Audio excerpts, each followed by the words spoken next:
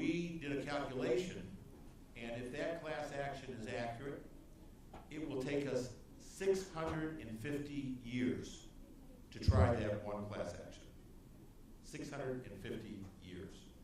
Because there are individual issues that have to be decided, such as reliance is always an individual issue. So you need individual trials regardless of the class action status. That's one of the things you talked about in another part of your seminars, class actions.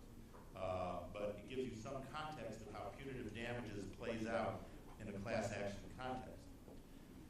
Next is supersedious. A supersedious bond is something that is very, I would assume that it's something that you all do not even have to deal with. Because as I understand from my friends here, lawyer friends in Brazil, is you actually have a right to two reviews, the trial court and the appellate review. And I spent a lot of time with a number of your justices, the Supreme Court, and your appellate judges in the last couple of days, and they have huge caseloads, as you know. And there is appeals as a matter of right. In the United States, you hear the word, you have a right to your day in court. That's one day, okay, or one trial, not two trials.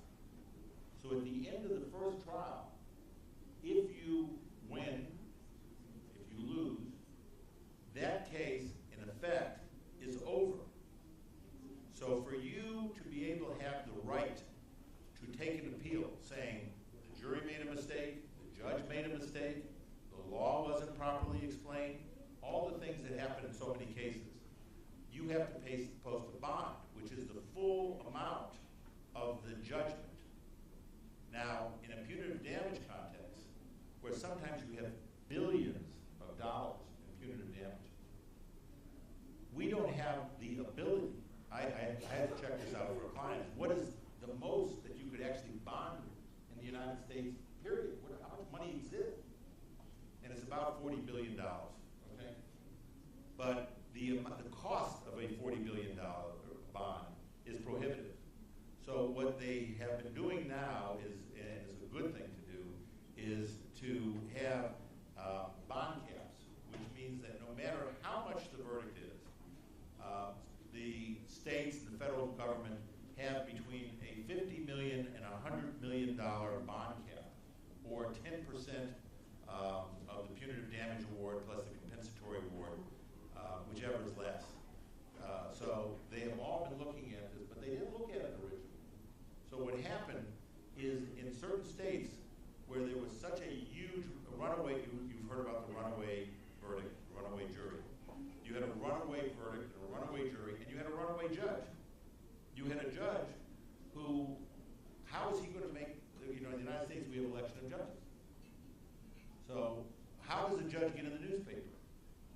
Not by doing something for the defendant, but by awarding astronomical amounts of money or ruling against the defendant. So you have judges who went in that direction shortly before elections. So you had a situation, and I've been involved in these cases, where you have huge verdicts, but at the end of the day, what they paid was zero. Because the appellate court looked at it and said, this was wrong. This made no sense. But first you have to get to the appellate court. And the supersedious bond is between you and the appellate court. So that's why in the United States, and again, your system seems to work very well for you, that you get that second look. Because anybody can make a mistake. That's one thing we all know. We all can make mistakes. And having the second look as a matter of right that you have doesn't exist in the United States. And that's why in so many states around the United States, the supersedious bond statute is absolutely put in place by legislatures who understand that you may end up paying, but you may not end up paying. And in some cases in the United States, just to be able to appeal, you had to give money to the plaintiff that you didn't get back. Not all of it, but there was a certain amount of money that they say, all right, we'll let you appeal, but we want this amount of money to allow you to appeal whether you win or lose. Now that's not justice.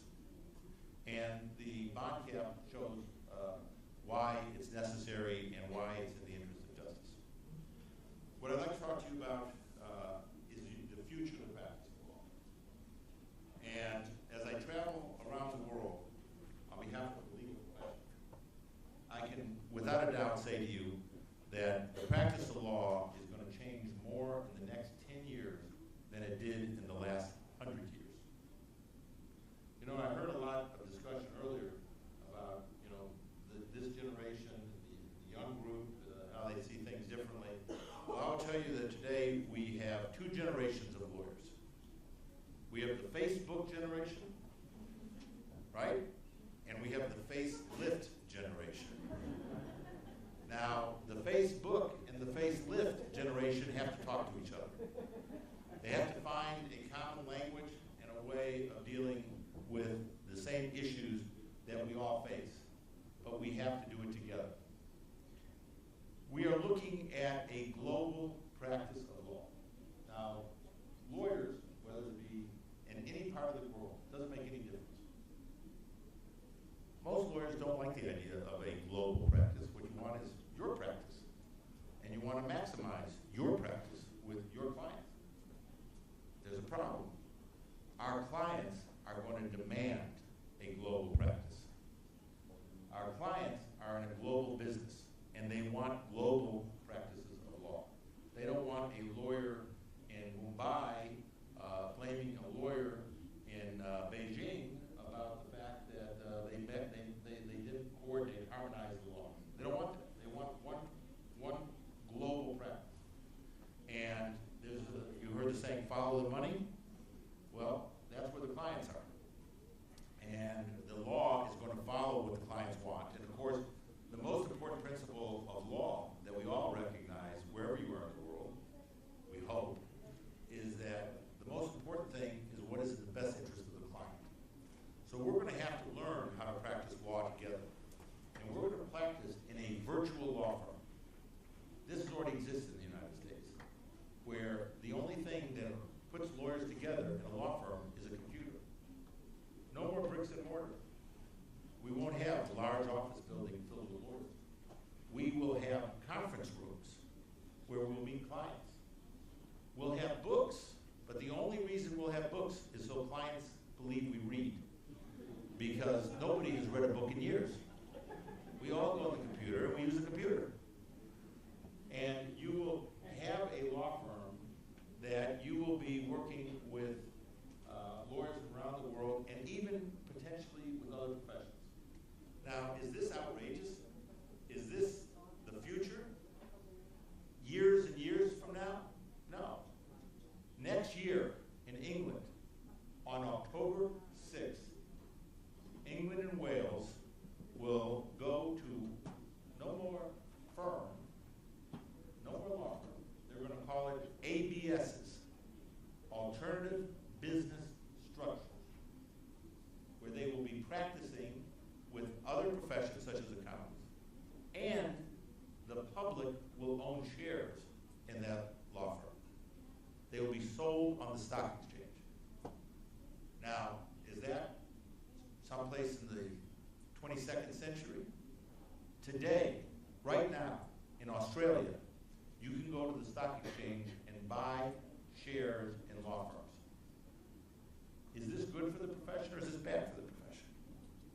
How are you going to reconcile the issue of a stockholder who wants a quick return on their money to the rights of your client, who sometimes need you to take a long time to get fair compensation or to defend the case adequately?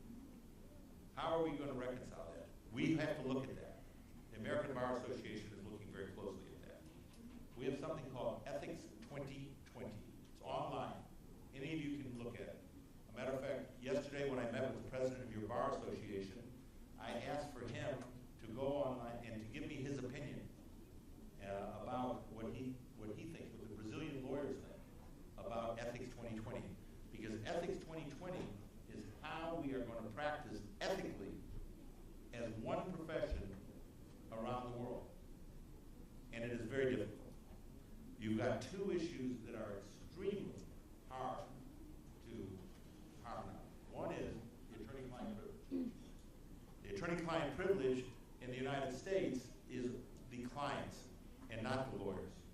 In Europe and most civil code countries, it's both the lawyer and the client. Outsourcing is another thing that involves ethics. You can outsource in some countries, but you know, if you're in Germany and you outsource your information to a third world, let's say down to the Philippines, you are guilty of a crime.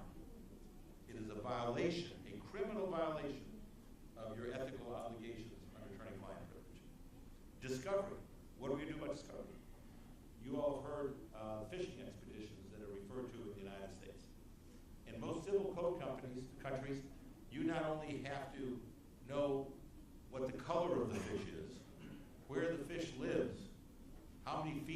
surface, but you also need to know what the fish ate for lunch in order for the judge to allow you to have discovery. That's a very different system of practicing law. How are we going to harmonize those issues? What are we going to do about cloud computing? All of you, I'm sure, have heard about cloud computing. I know Microsoft has. I see their commercials on television every 5 minutes about Microsoft's cloud computing. And the question, and Microsoft is dealing with it, is who is responsible if there's a breach of security? Cloud computing just means that you don't have the hardware that we used to have to pay for all that hardware that became obsolete 15 minutes after you bought it. Now you have these cloud computing, which means you'll have hardware other places, but you'll use the cloud for storage of all your information. What happens if there's a breach? Who's responsible? How do we deal with those issues? The third-party funding of lawsuits may be one of the biggest and most problematic areas that you're going to be dealing with today, right now.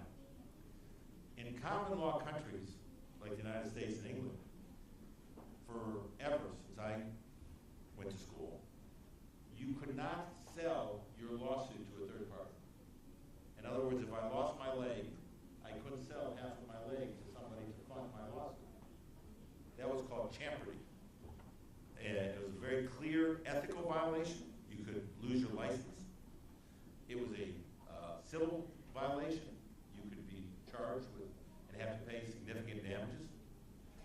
Today, that's gone in most parts of the common law countries, where you can have third parties. And today, particularly in England, there are funds with hundreds of millions of dollars right now available to fund lawsuits for third parties.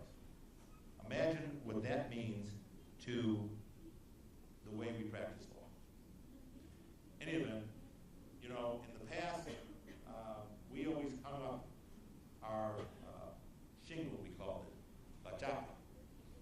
And today, every graduate registers their domain name. They no longer hang up the shingle because they understand, the Facebook generation understands that the world's changed and we have to change with it. I'm very, very excited about the opportunity for the American Bar Association to work with the Brazilian Bar Association.